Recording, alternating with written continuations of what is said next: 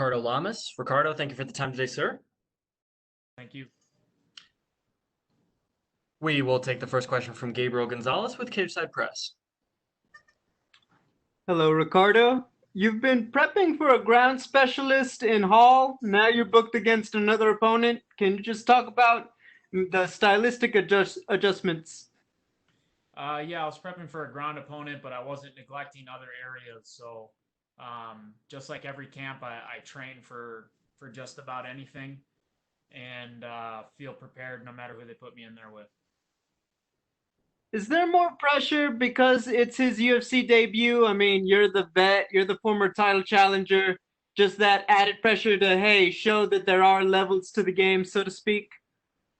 There's pressure for every fight. That just comes with the sport. It comes with the job. So learning how to deal with it is what I've done since day one. So I don't think it's going to be any different from any other fight. I know he's a newcomer. I know he's going to be trying to prove to people that he belongs here, and I'm going to be trying to prove to people that there are levels to this game, just like you said. You've had a bit of a layoff between fights. What did you work on in the time between in terms of becoming a better fighter? I kept training the whole time, just constantly trying to experiment with things, and focused on my business, UFC gym in Naperville, and that was about it. Final question: what does Bill bring as an opponent that makes him dangerous? He just brings in that he's got nothing to lose in this fight. That makes anybody dangerous. So he's just going to come in kind of, I feel like everybody's expecting him to lose because he's a newcomer and he's going up against a vet like myself. And I need to be wary of that and just stay technical, stick to my game plan, and just adapt to whatever he brings in the cage. Thank you, Ricardo. You're welcome. We will take our next set of questions from Jim Varsalone with the Miami Herald. Thank you, Ricardo. I'm curious about this pandemic and the training. You mentioned Illinois. Did you do any training in Miami or South Florida, or just stayed up by the home base? Yeah, I went down and spent 2 weeks in Miami. These last 2 weeks, right before I came out to Las Vegas. It was about 2.5 weeks. So normally I do 4. I cut it a little short just because it was kind of a COVID hotbed down there. But while I was there, we were really careful with the training, with who I was training with. And, it worked out. I passed the first COVID test. So happy about that. And besides that, it was kind of just normal business down there. How long in your time have you been training in Miami too? And what brought you to Miami to train? So back in 2009, it was just kind of by chance we went down there. I was in the middle of a camp back when I was fighting in the WEC. It was around the October time, so weather was kind of breaking in Chicago, getting a little cold, and we decided to go down and train in Miami for a week just to kind of get away. Ended up at a gym called MMA Masters and got my ass kicked, and I was like, wow, that's what I need. So I kept going back and kind of met my trainers there. One of my best friends now, good training partner of mine, Luis Palomino, and then from that point on, I'd go down for every fight for a month before the fight. Ricardo, in South Florida especially, it's been like a hotbed on here as far as MMA. And we all hear about American Top Team, and they're doing great things. And Henry Hoof with Sanford MMA. Not too much we don't hear about Masters. And I'm just wondering if you just tell us a little more about Masters and how are they, and just you training there and bringing them up, and everyone there bringing MMA Masters up. Yeah, we ended up there. I felt like I clicked really well with the people training there and with my coaches. If you go down to Miami and you go to the local fight scene, Top Team, MMA Masters, back when Black Zillions was there, they were kind of all fighting each other. Those were the biggest fights that the local promoters were putting together. So they were kind of like the diamond in the rough, and I just felt like I kept learning every time I went down there and trained with them. So that's what made me keep going back. And who did you bring with you for this fight?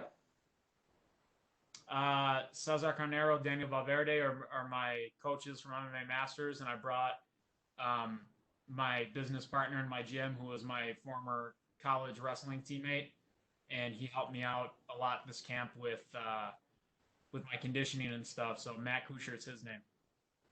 Hey, thank you very much. All the best. Thank you. We will take our next set of questions from Danny Segura with MMA Junkie.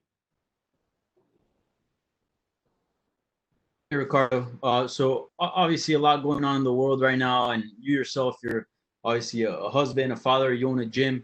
And then, a week out, Ryan Hall falls out. What's sort of been your mindset in these last few days? Did you think they were able to find you an opponent? What's it sort of been like dealing with an opponent falling out and all that, plus everything that's going on right now in the world? Yeah, at first, it was just alarming because I didn't know if they were going to be able to find an opponent. And it sucks when it happens at that point where you're pretty much in your last week of camp or last pretty much few days of training. And then for something like that to happen is pretty devastating. It took me about 12 hours to process it and let it sink in and then kind of readjust my mindset. But once I did that, I was good. And I just kept training until finally they came back and said that Bill Algeo took the fight. So, thank you to him for taking it on such short notice and during these crazy times. Yeah, for sure. And we spoke a few months ago when Ryan Hall pulled out of the first booking, and then eventually that card ended up getting postponed. And you were pretty upset about him withdrawing from the bout. And now he withdrew a second time for this card. Is that a fight you'd even want to revisit at some point, or are you kind of done with the Ryan Hall matchup?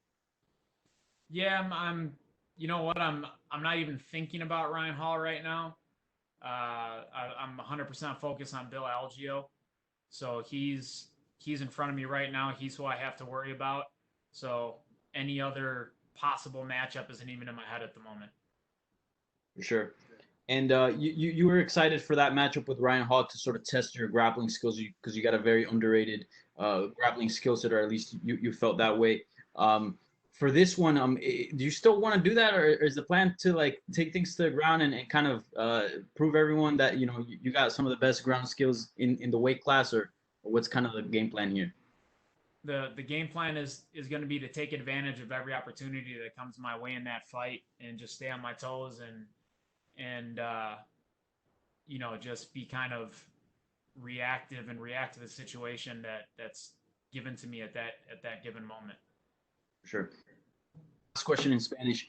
¿Le quieres mandar un saludo o un mensaje a toda la gente latina, a toda la gente hispana que te ha estado apoyando por muchos años y te van a apoyar este sábado? Claro. Quiero mandar un saludo y agradecer a todos mis fanáticos de Latinoamérica por todo el apoyo que me han dado durante los años y durante mi carrera. Y tú sabes, una de mis metas siempre ha sido representar a todos ustedes lo mejor que puedo. Muchas gracias, Ricardo. Suerte el sábado. Nada, gracias. We will take our next questions from Alfredo Bush with Claro Sports. Hola Ricardo, qué gusto saludarte. Quisiera preguntarte antes que nada, ¿cómo te sientes en esta semana de pelea después de que ha pasado poquito más de un año que no subes a la jaula? ¿Cómo te sientes? ¿Cómo ha sido estos meses para ti? Me siento normal, yo soy un veterano en este deporte y estoy acostumbrado de la semana de la pelea y con todo lo que tenemos que hacer. Y para mí es normal, es como yo estaba en la jaula ayer. ¿Qué esperas este fin de semana después de que te venías preparando para un oponente, te lo terminan cambiando por distintas circunstancias? ¿Cómo lo tomas este nuevo reto? Bueno, yo sé que es un oponente nuevo, pero va a ser los mismos resultados y yo voy a salir con la mano en alto.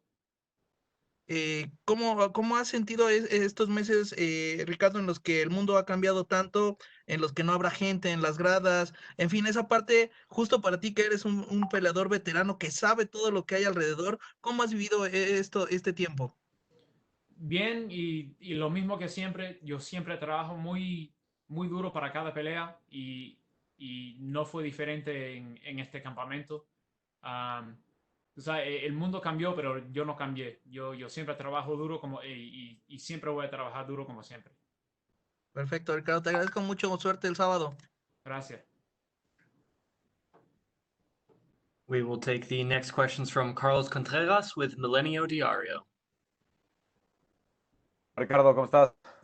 Bien, ¿y tú? Bien, bien. Oye, parece obviamente que el cambio con tan corto aviso siempre es difícil, pero es una pelea que puede ser mejor para ti en el estilo, porque obviamente las peleas con Ryan Hall normalmente no son lucidoras, ¿no? Tienes que defenderte muy bien en el piso, sabes que siempre es una amenaza. Eso te puede ayudar un poco viniendo de una derrota, ¿no? Como lo que pasó con Calvin Kattar.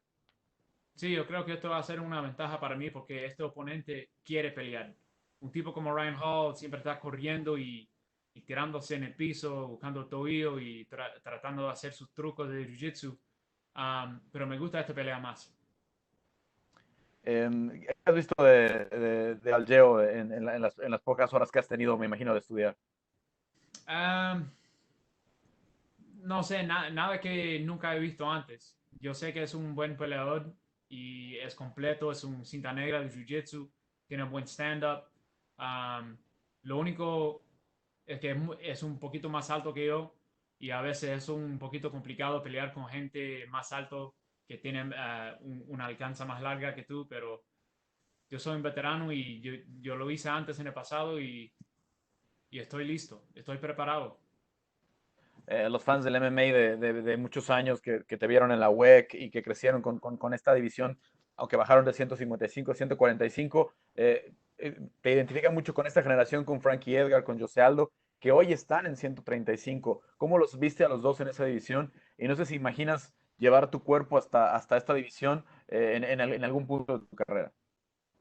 Si yo quisiera ir a 135, Sí, primero cómo los has visto a Aldo y a Frankie, y luego si crees que tú pudieras. sí, yo he visto a Aldo y Frankie y los dos pelearon muy bien en esa categoría, pero para mí no creo que sería posible.